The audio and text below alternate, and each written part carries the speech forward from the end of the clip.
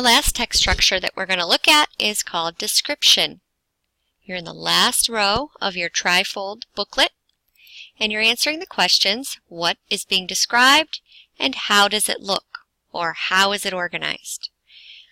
Some signal words that you might find, and this is very similar to chronological order. There really isn't a set list that I can give you. You're looking at a lot of directional words, prepositional phrases that show where or what's being described, words like to the right, down the street.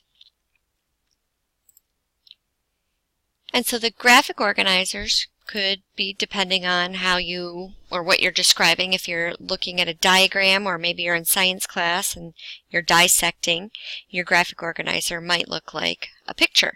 And with the picture you have little labels showing where different parts are. You could do the same thing for a map, that kind of thing. Okay, so here's a map. You could do a map of a country, a map of a neighborhood. You could do a map of your room or of your house. You're doing your project about invent a class. You could do a map of a classroom and what it would look like.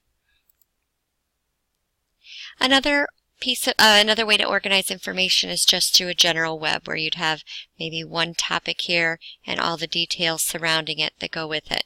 And you might have 3 or 4 or 5 different parts to that. So in your other foldable, you have a paragraph. You're going to highlight your signal words, and then you're going to create a web. The fair was a cacophony of sights, sounds, and smells.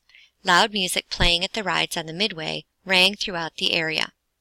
Visitors smelled a strange mix of foods: hot dogs, hamburgers, cotton candy, and popcorn. The ground beneath the fairgoers, which had once been covered with thick grass, was now trampled into muddy dirt. Faded banners hung from the game booths, and the paint on the attractions chipped and peeled in long, faded flakes. Okay, here we're talking about a description of a place, and if I look at my claim sentence here, I'm seeing a lot of sensory details. So, looking for some prepositional phrases, I see throughout the area, beneath the fairgoers. I'm looking for sights, sounds, and smells. And so when you create this, your main topic's going to be in the middle, and I can already tell that there should be 3 pieces off of your descriptive web, because you've got sights, sounds, and then you're going to add a third one for the smells. And then you're going to pull the important bits of information, the details that describe those sights, smells, and sounds.